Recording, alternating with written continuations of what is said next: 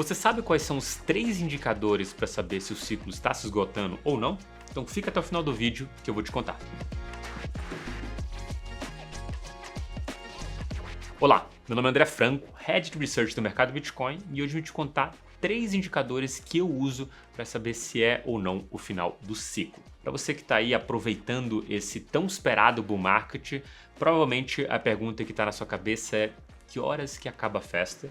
E como que eu saio antes dessa festa acabar? Ninguém quer ser o último ali a apagar a luz e amargar um bear market com todo o prejuízo que sempre acontece, ou pelo menos tem acontecido ao longo dos ciclos. Por isso é de extrema importância para o investidor que está se alocando nessa tese saber analisar qual o melhor momento de saída e entender principalmente quando que a festa está acabando, quando que a música vai parar de tocar e você vai ficar na pista ali basicamente com cara de bobo. Por isso separei para você 3 indicadores que eu uso no meu dia a dia para entender se o ciclo está se esgotando ou não. O primeiro deles é muito famoso, bem conhecido e eu gosto bastante, que é o nosso NUPL. Na sigla em inglês seria Net Unrealized Profit and Loss, que é o lucro barra prejuízo líquido não realizado. O que quer dizer isso? Quer dizer que ao longo da valorização do Bitcoin, você vai ter pessoas que estão no lucro ou no prejuízo não realizado. O que isso significa? Quer dizer, se você comprou um Bitcoin, vamos supor, no ponto mais baixo desse ciclo, mais ou menos ali 16 mil dólares, o investidor hoje ele está no lucro, né? Então ele está no lucro relativo ali àquela posição dele. O cara que comprou ali num ponto mais alto de 73 mil dólares, hoje, no momento que eu gravo esse vídeo, está no prejuízo. E aí, o que o mercado tem que fazer para compor esse NUPL? É basicamente pegar todo mundo que está no lucro, pegar todo mundo que está no prejuízo, subtrair um do outro aqui, que é o prejuízo barra lucro potencial ou não realizado, e te dar um valor desse patamar. Quando a gente olha para isso, a gente entende, olha, se tem muita gente na média mais no prejuízo do que no lucro, esse deve ser um ponto bom de compra, né? Geralmente, historicamente, quando a gente vê o preço do Bitcoin atingir patamares ali que a gente chama de capitulação do mercado, foi quando a maioria das pessoas, ou boa parte do dinheiro, estava no prejuízo. No gráfico é basicamente essa linha vermelha aqui mais embaixo, que é a nossa zona de capitulação. Esses pontos sempre foram pontos bons de compra. No extremo oposto aqui você tem a zona de euforia, né? Que é a zona azul aqui, que você olha no gráfico, são pontos ali muito específicos em que o Bitcoin atingiu essa zona azul. A zona azul é uma zona de venda do Bitcoin, que é basicamente a ideia de que você já tem muita gente no lucro, e aí o que acontece pela dinâmica aqui do mercado? A ideia é basicamente, pessoal, que quando você está no lucro, é muito mais provável que você seja propenso à venda, por mais que tenha uma queda. Justamente porque estando no lucro, você fala, beleza, eu já ganhei tanto, agora diminui um pouco, vou vender porque pelo menos eu consigo guardar esse dinheiro aqui e resgatar pelo menos esse lucro. Esse comportamento do mercado cripto é muito interessante porque essa métrica aqui, ela na verdade traduz esses dois momentos bons, um de compra e um de venda. Mas nesse meio tempo você não tem muito o que fazer, justamente porque essa métrica ela é boa para medir momentos de capitulação, ou seja, de máxima dor, com momento de euforia, um momento de alta expectativa. E pasmem, né? Essa métrica ela tem acompanhado os ciclos e tem se mostrado muito assertiva à medida que você consegue entender e fazer as leituras corretas dela. Beleza? Segunda métrica que a gente gosta bastante é o nosso MVRV. O MVRV, pessoal, é basicamente o valor de mercado, o valor real. Vou te explicar. O valor de mercado que a gente entende é basicamente você pegar todos os bitcoins que já foram minerados, o preço de tela, e aí você tem o valor de mercado. É o market cap, aquele que você entra no CoinMarketCap e vê o preço. O valor real é um pouquinho diferente. Ele basicamente pega o valor do Bitcoin pela última vez que ele foi enviado, ou seja, mexido na rede, e atribui esse valor do Bitcoin a isso. Basicamente o entendimento o valor real é aquele que as pessoas pagaram por aquele ativo, ou seja, se eu movimentei um Bitcoin na rede a um valor de 10 mil dólares, ele conta como 10 mil dólares. E eu pego todos esses Bitcoins que foram movimentados ao longo da rede, calculo um valor real de fato, e aí eu tenho o valor real. O valor de mercado ele compara com o valor real. Quando a gente tem o valor real acima do valor de mercado, ou seja, quando essa métrica do MVRV ela está menor que 1, ela é compra. Quer dizer que o valor que as pessoas dão para o ativo ele está menor que o tamanho de mercado.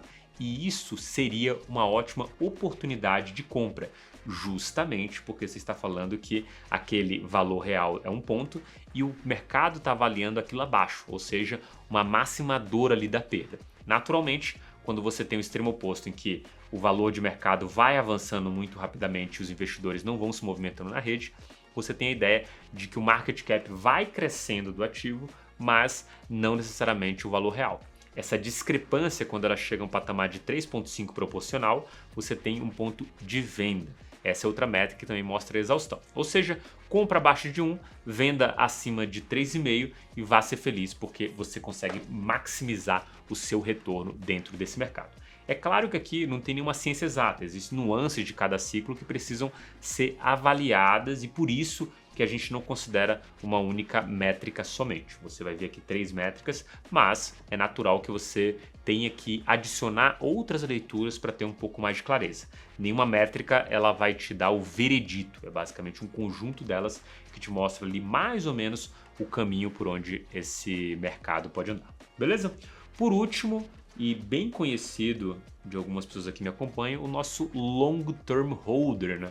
O Long Term Holder, pessoal, é o nosso investidor de longo prazo, ou posição do investidor de longo prazo. Que diabos é esse investidor de longo prazo? O investidor de longo prazo não é uma definição minha ou uma definição etérea que as pessoas falam, você é um investidor de longo prazo ou não? Tipo um questionário que você passa no mercado e entende quem que está aqui para o longo prazo ou não. Uma métrica que a Glassnode postulou e parece fazer bastante sentido porque não visa ali nenhum caráter qualitativo, mas sim quantitativo. Por que eu falo isso? Depois de 155 dias que um Bitcoin está parado no endereço, ou seja, que aquele endereço não movimentou, comprou Bitcoins e ficou parado 155 dias corridos, esse investidor, ele, por definição, ele é um cara que se parece muito com o investidor que está lá há 2 anos, há 3 anos, há 4 anos, há 7 anos, há 10 anos. Quer dizer o quê? Que a probabilidade dele se movimentar com uma queda ela é muito pequena. E também, esse investidor do meio de vista prático é um cara que vende na alta. Como esse investidor se comporta? Ele compra na baixa e vende na alta. Basicamente, ele é o agregado desse comportamento do investidor de longo prazo.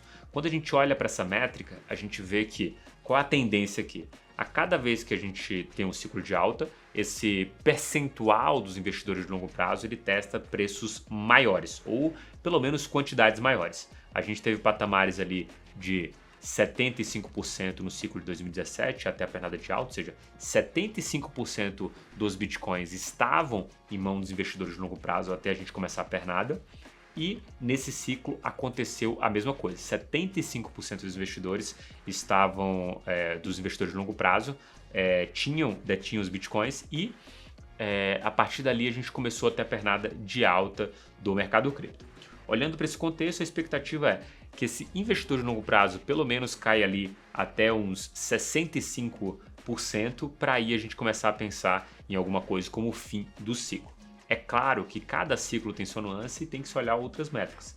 Mas olhando por essa métrica do nosso investidor de longo prazo, o que a gente entende? A gente entende que quanto mais esse preço cai, mais ele acumula e quanto mais o preço sobe, mais ele vende. Então é um cara que está sempre fazendo topos e fundos ascendentes. Quer dizer o quê? Que à medida que o tempo passa, mais investidores de longo prazo são feitos e quanto mais eles são feitos, menos probabilidade de vender esse ativo. A conta aqui, o corolário matemático, como eu gosto de falar, é só um. O preço tende a subir. Se os investidores antigos tendem a manter esses bitcoins ao longo do tempo e os investidores novos podem ser convertidos em investidores de longo prazo, a tendência é que no longo prazo a gente só tenha investidores de longo prazo dentro desse mercado ou só long term holders. E esses long term holders mantêm o ativo, ou seja, o preço tende realmente a crescer porque é um cara que não vai se desfazer da sua posição quando esses preços continuarem subindo, justamente porque ele continua sendo um investidor de longo prazo. Em resumo aqui, pessoal, temos as 3 métricas. NUPL, o nosso lucro / prejuízo líquido não realizado, o nosso MVRV, o Market Value Realized Value, o valor de mercado a valor real, e por último os Long Term Holds. Essas são as 3 métricas que eu uso aqui nesse caldo de análise para entender se o momento do ciclo é de venda ou é de compra. Mas eu quero saber de você. Você utiliza alguma dessas métricas nas suas análises ou se tem outra métrica que você considera interessante? Comenta aí embaixo que eu quero saber. Vou ficando por aqui, até o próximo vídeo.